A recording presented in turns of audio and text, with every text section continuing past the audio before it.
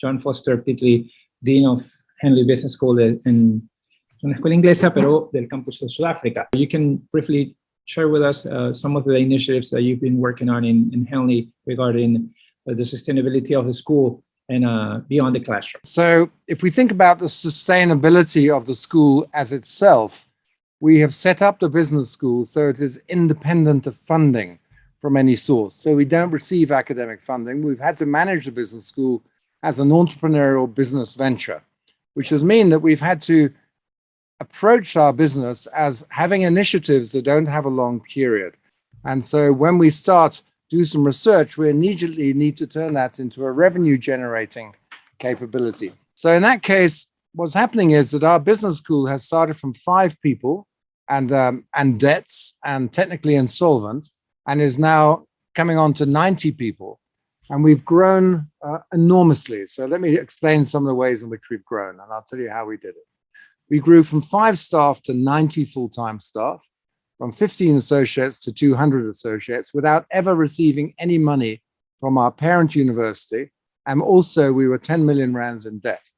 And we did this by providing value and purpose. And I'll explain that a little bit more. We started off with about 90 MBA students and 1 intake in 2011. In 2019, we had 324 MBA students in 5 intakes. We had 44 graduates in 2011. This year, we'll have 2,000 graduates. We had 800 students in 2011, and we've got about 4,500 students now. And our revenue has gone from 17 million rand to over 220 million rand.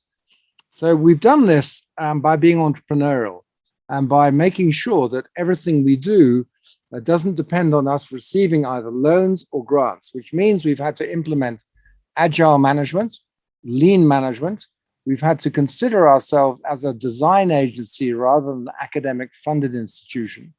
And we've progressively firstly grown the MBA, and then we've grown a number of programs. The other aspects of sustainability we've done is that fundamentally we designed our business school as the primary engagement of our business school here was to reconsider what South Africa meant in the world. So reframe South Africa. So in your context, that might be considering what a business school does to build South America or whatever continent you're in, rather than build an institution or even the country. Now that's very important to us because in doing that, it engages a sense of purpose. And we deliberately managed our business school by defining a purpose. And you can see it behind me. We build the people who build the businesses that build Africa. And that is not a slogan, that is actually what we do. So unless we can define that our academic programs actually create people who are capable of building businesses, not writing papers about building businesses, but have the practical capability to become leaders, we know that our education is not working. We know that our education is something that may work. So in order to do this, we've included a lot of action learning, experimental learning, experiential learning of multiple sources to enable us to do that. So having that purpose also opened new doors. So in a country which has a 45% unemployment rate and the highest Gini coefficient in the world, which means we have the highest differential, of course, as you know, between rich and poor people in the world, and we have something like 10% of our people get undergraduate degrees after starting school.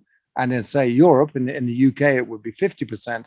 We have a lot of people who, because of the effects of colonization and the effects of apartheid, who have been excluded from the economy and excluded from decent education. And that means that we have something like 50% of the 90% of the population without degrees. And a lot of those people are working in organizations and in their 30s and 40s, but haven't had access. So we created another thing to become sustainable, and that was a pathway of programs from, if the MBA is here, the master's, we have the honors here, and then we have the 3 years of an undergraduate program. And we have, instead of doing those full-time when you're in your 20s, we allow people to do those part-time in their 30s. And we've opened a massive pathway to those people who have been excluded from education by doing a range of programs they can do while they study. And we call this learning while you're earning. And the reason this is important is because we are providing access to people to help build a country. Our country cannot grow unless we have the skills of management. It's not the skills of philosophy. It's not the skills of academia even, I hate to say it, but it's everything that Henry Mintzberg talks about in his book, Managers, Not MBAs. It's how do you develop a cadre of capable people in a country who can move into businesses and turn those businesses into value generating activities, saving money, and building institutions slowly. One of the most important way we've built our reputation is by having the largest scholarship program in Africa. So we've given scholarships and bursaries to people, but we haven't done it because they need money. We've selectively chosen people in the economy who we think will be part of a future transformed economy. For example, we've given scholarships to activist journalists, to those journalists who are whistleblowers against corruption. The people who have been pulling apart the country have been called to task by those journalists. We have given them scholarships worth, I don't know, $20,000 US. And we funded those entirely ourselves. We gave away something like 40 or 50 scholarships last year. And we've given it to artists, and we've given it to musicians, in some cases rock stars. We've given it to comedians. We've given it to all the people who have a voice. We've given it to sports people. So sports people come at the end of their career who are really well known, we give scholarships to. We give it to social media activists, and we give it to people in the new emerging economy. And we've given it to criminals. We've given it to a person who was the general of one of our most notorious gangs. I suppose it's the gangs you would find in the favelas elsewhere. We have the same sort of issues. And so one of the generals who turned his life around and was there and was really a very serious criminal with multiple murders is now an activist and helping young people avoid gangsterism. We've given him a scholarship, and we'll continue his scholarships all the way to an MBA. And we make those people talk about their education process. So in order to create sustainability in our education, we're trying to create a movement in South Africa, which is not about academia per se, but about access and transformation. We then teach them how they can use their minds and how they can develop intellectual capabilities like critical thinking and systems thinking. And in the process, we introduce them to academia. So we lead them into academia and their high-level thinking of great academics. So they understand what you do and understand your writing, but they come to it through a practical and grounded understanding. And in this way, we've become the fastest growing business school in South Africa, and I think probably in Africa. We've 4 years running, we've won the award for the #1 MBA business school in South Africa. And we've started to move into Africa and other countries. We've also worked with over 320 NGOs. So when we do our action learning processes in our executive education, where people want to work on their company, instead, we've asked them to work on NGOs and nonprofit organizations. We've worked with over 300 of those, from alcohol abuse to gender-based violence, to refuges, to hospices, for helping people with HIV and helping people have access to education. And in doing that, we've created a purpose around Henley that pulls corporates to us. And because in South Africa, we have something called Black Economic Empowerment that requires companies to give money to people who've been excluded, we create programs that allow corporates to give money to us, which fund these programs. So in this way, we've managed to grow. One of the other things we do is we are very active around gender and voice and whatever. So we're progressive, I hope, around Me Too movement, about Pride Week and Pride Month. We have a stance. So if you could characterize us, we're an academic institution who presents its face as an empowering business school, also an empowering social business school. And in the process, people who don't know much about academia come into it and they grow. And now we're starting to produce people who will do PhDs and serious research. And I think that is and our culture is one which is extremely accountable and is quite quite conflictual. We often argue.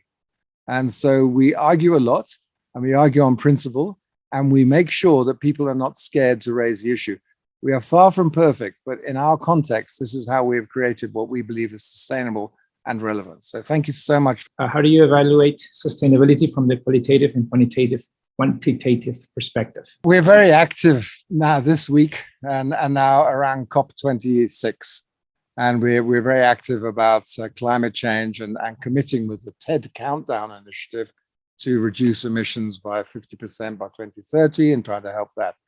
But we went through an accreditation process, and it was extremely difficult to fit the evaluation and measurement criteria that, say, ABS, the ASCSB or EFMD would want us to do to show how we would measure that. Because we found that nearly all the measures they wanted were lagging measures, output measures, were results. And whereas we work on leading measures, and they're very hard to evaluate because they are by nature qualitative, discussive, and interpretive rather than analytical and easy to prove. We are comfortable with that dichotomy. It is hard to do it, but it does create difficulty in arguments. So we obviously look at surrogate results like the number of scholarships. We obviously look as well at qualitative feedback through focus groups and by increasing the feedback process from students. But it's very hard in any case to say that learning has an outcome. You know, we have many companies who want us to prove the ROI, return on investment, of our learning. And of course, we're continually saying that even the best assessment processes can only go so far. They can only get, at the beginning, you have a number of people say they're happy, but to prove connection between learning and profit or learning and change, it's very hard to do.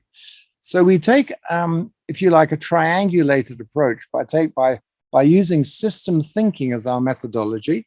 And we do a lot of work with system thinking to try and understand what are outcomes and what are the deep, hard to measure intangible drivers. And for that, we use OKRs, objectives and key results, and we don't use KPIs. We think KPIs are too linear and too narrow, and OKRs allow us to get a broad qualitative understanding and measure results. And so we roll forward.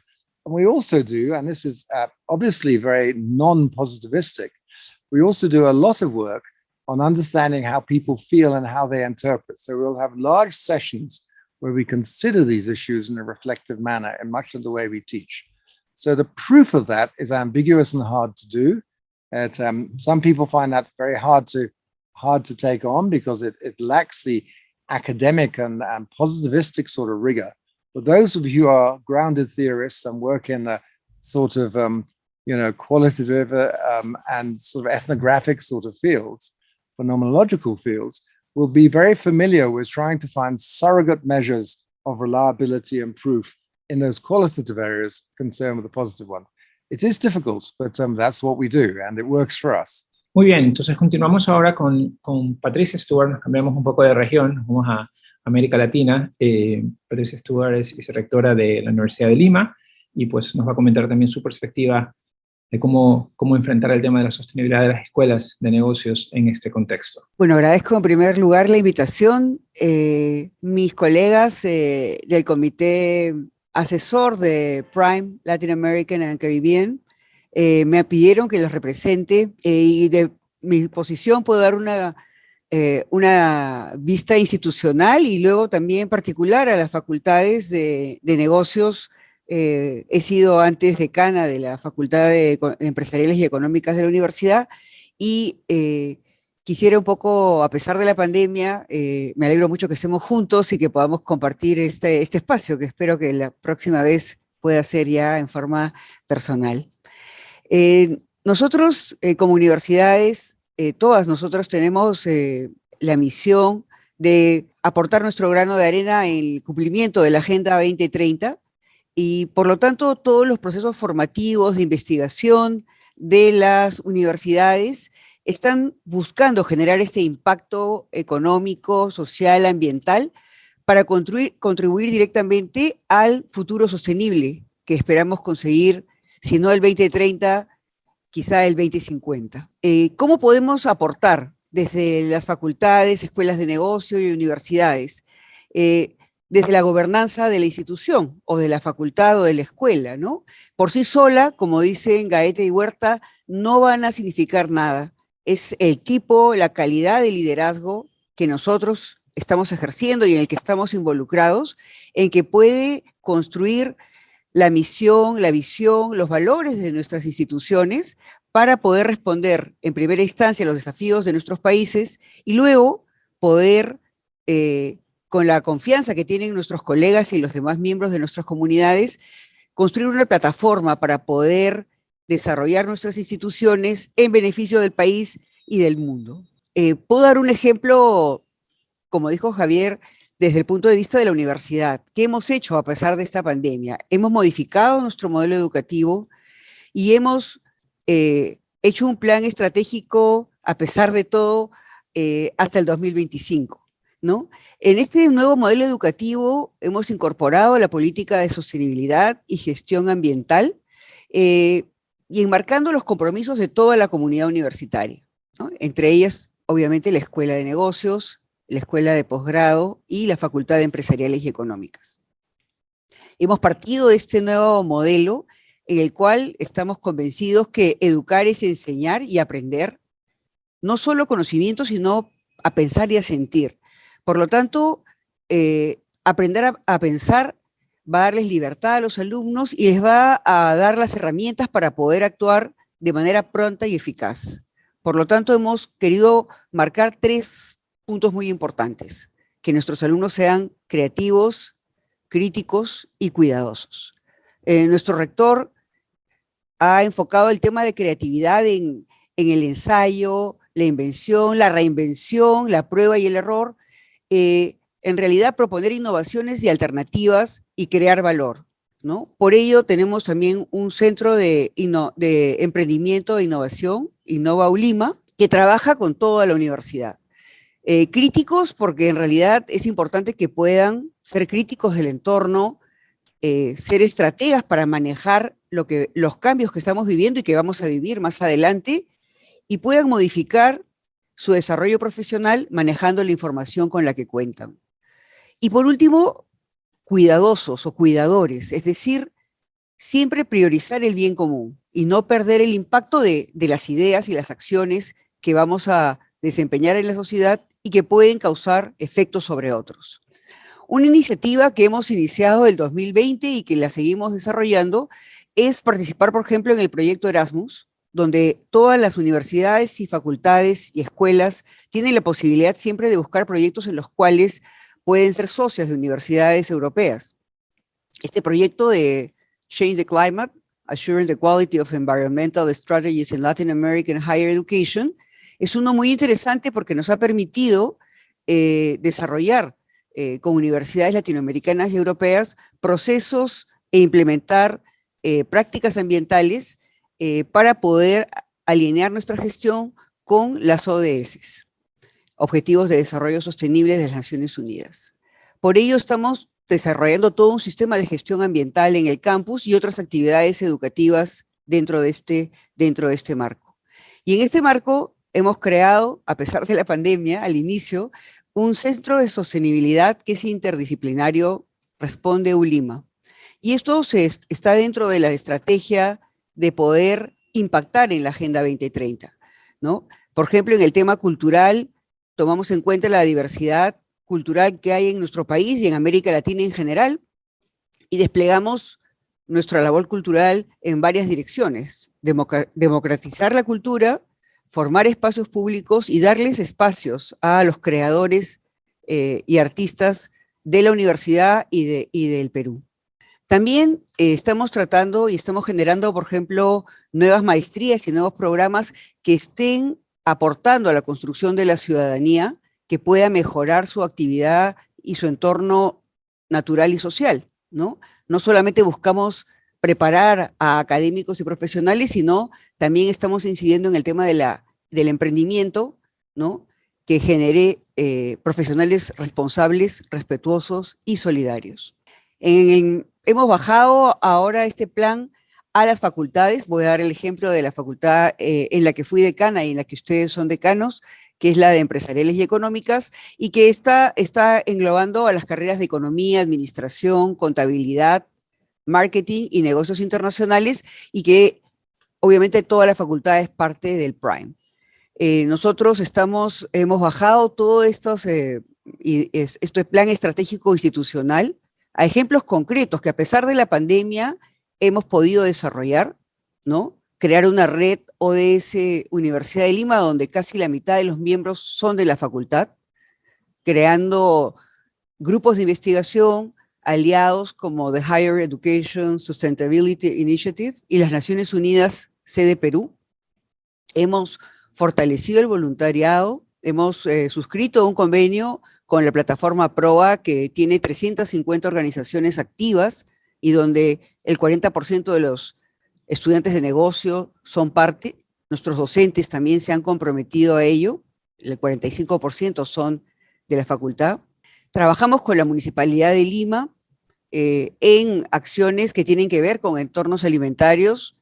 Estamos apoyando a la municipalidad para generar tableros del sistema integrado de sistemas alimentarios sostenibles, trabajando, capacitando en comercio electrónico a emprendedores del mercado de Lima y apoyando y capacitando a microproductores del Valle de Pachacamac, que es un valle cercano a la ciudad de Lima, en temas de comercio y tecnología, ¿no? Así como apoyar la digitalización de las mujeres que comercializan en 2 mercados de abasto y que empezamos a escalar a 50 mercados más. Y durante este año estamos trabajando también en proyectos que tienen que ver con la sostenibilidad para la comunidad con personas que tienen discapacidad, ¿no? A través de, digamos, de apoyo de los docentes que trabajan en líneas de acción, tanto en el tema de marketing como de capacitación directamente, y hemos desarrollado un plan llamado Ética ULIMA, ¿no? Tanto implementando cursos en los cuales, digamos, como el curso Ética Cívica, en el que damos un curso transversal a toda la universidad, aplicativo, y lo hemos empezado a desarrollar a partir del año 2021, y también hemos implementado en varios cursos del pregrado el tema de las ODS, ¿no? Como les dicen acá, el 30% de los estudiantes que participan en este plan de ética son de nuestra Facultad de Empresariales y Económicas.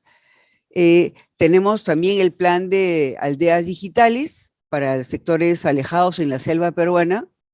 Lima Segura, estamos empezando a capacitar a localidades vecinas, y obviamente los docentes del área de negocios son prioritarios para ellos. Implementar el modelo de empresas de beneficio de interés colectivo, BIC, ¿no? Que tanto la Facultad de Derecho como la de Empresariales lo están poniendo en práctica y incorporando a nuestros planes de estudio. Estamos comenzando también un plan, y esto es reciente, con USAID y Mastercard, para apoyar 40 emprendimientos femeninos en el área de finanzas y en el área de tecnología. Y luego apoyando también a los microempresarios con el programa Pymes Verdes para poder mejorar sus modelos de negocio. Entonces, a veces, aparentemente, esta pandemia ha generado nuevas ideas, y este nuevo plan estratégico y este nuevo modelo educativo que ha impulsado nuestro rector, el doctor Oscar Quesada, hemos tratado de aplicar a pesar de las adversidades, y creo que eso ha hecho que nosotros pongamos mayor empeño en hacer una universidad y escuelas de negocios sostenibles, aplicando esta expresión y vinculándolo al significado político que tiene, como dice nuestro rector, ¿no? Hemos hecho conciencia que la Universidad de Lima es la universidad de la ciudad, y por lo tanto tenemos que incorporar de manera transversal todo lo que necesitemos y todas las herramientas académicas y también de investigación y de emprendimiento para poder cumplir con la misión de la Facultad de Empresariales y Económicas y de la Universidad de Lima. Muchísimas gracias, muy contenta de compartir estos proyectos si alguna universidad del Perú y de América Latina está interesada en compartir y ser parte de ellos o tener algún contacto con alguna entidad internacional, con mucho gusto pueden contactarme en el correo o a través del Twitter. Muchas gracias. ¿Cómo crees que las escuelas pueden incorporar, no solo en, digamos, tal vez no caer en el activismo, entre comillas, digamos, de hacer muchas actividades, sino que realmente sea parte de la estrategia de la escuela o de la universidad, ¿no? Que a veces es el mayor desafío? Hemos iniciado este plan Ética Lima, pero es un plan que tiene que ver con, primero, despertar la conciencia. Yo creo que la generación actual tiene ya este chip del interés en lo que los rodea, en el medio ambiente, en modificar el entorno, en mejorar la calidad de vida de todos. Y a pesar de los avatares políticos, creo que he hecho eso que nuestros alumnos sean activistas, pero activistas desde el punto de vista de qué puedo hacer yo, ¿no? Desde mi barrio, desde mi casa, porque todavía no los podemos recibir aquí en la universidad, y está generando esta idea de movilizar y de modificar el entorno. Los hemos visto muy involucrados en ser parte de voluntariados que van desde la enseñanza en hospitales, enseñanza online, en escuelas primarias, etcétera. Y yo creo que los ejemplos, conversar con ellos, tener este curso introductorio que ha despertado muchísimo interés, es importante, ¿no? Porque si yo les asigno que obligatoriamente van a ganar créditos con ello, ya digamos, eso tiene otro incentivo. Nuestra universidad no genera créditos por voluntariado, ni créditos por ninguna actividad que tenga que ver con el cumplimiento de las ODS. Todas son actividades extracurriculares que han despertado mucho interés tanto en docentes como en alumnos, porque creo que la pandemia nos ha hecho ver que todos somos uno, somos parte de este planeta. Excelente, gracias Patricia. Frank, how do I mean, your focus is mainly on the global perspective or making your programs more global, and that's sort of your best practice to share to our schools. How do you balance between the global relevance and the local context that many times our schools have, and they face important challenges at the local market and local level? We have in our MBA program 90% international students. And of course, they learn here also about the local market.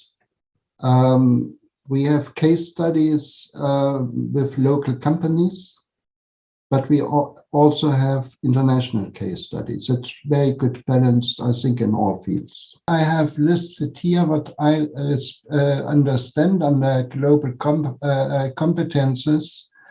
They are faced with different cultures because of the global economy. The companies became more and more international, and students need to be aware of different cultures. They have to recognize these stereotypes and have to do a lot with effective communication in international world. And the OECD sees as skills, knowledge, values, and attitudes. What does this mean for us? That was in 2000 when we have switched all our offers into English. The background was we want to increase the number of international students. We want to have a more diverse student body and also a more diverse faculty. It was, let's say, not a problem for the student, it was more a problem for the faculty to switch them from German to English, but it has helped a lot. And the second thing, what I think is establishing exchange programs or study abroad programs. We have at the moment, as HHL, we have a total student body of 800 students. We are postgraduate institutions. We do not have any undergraduate students. And our philosophy is, with our 140 partner universities, 100 outgoing students, 100 incoming students, our philosophy there is to send a maximum of 2 students to one single destination. Students should integrate, they should not hang together only. And we have there a good success. Quality control is given by student reports. Each of our outgoing students has to write a report. And you should make sure that your potential partners fit. We have also some agreements in Latin America, Argentina, in Brazil, in Chile, in Costa Rica, Mexico, Peru, Uruguay, and also some double degree programs. Double degree programs for us means a credit transfer. We have a 120 credit program, all our programs, and we can transfer half of the credits from the host institution. And finally, student stays not only for one semester, stays for 1 year, and will be awarded with 2 degrees.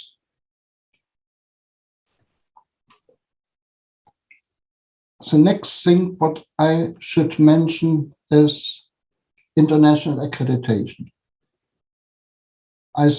We had our ASCSB accreditation in 2004 as a first business school here in Germany. And I have listed here some accreditation you could have. And I think EQUA has a strong focus on Latin America. They are relatively new in the market. Most famous is, I think, ASCSB accreditation. It gives you a quality control and a benchmark of your school for international standards. Sometimes you will need this accreditation also for international rankings. It increases the visibility of your institution, but has also 2 disadvantages. It's very expensive, and from the content, in case you decide to have ASCSB and ICWIS and AMBA accreditation, the more accreditations you have, the more standards you have to fulfill.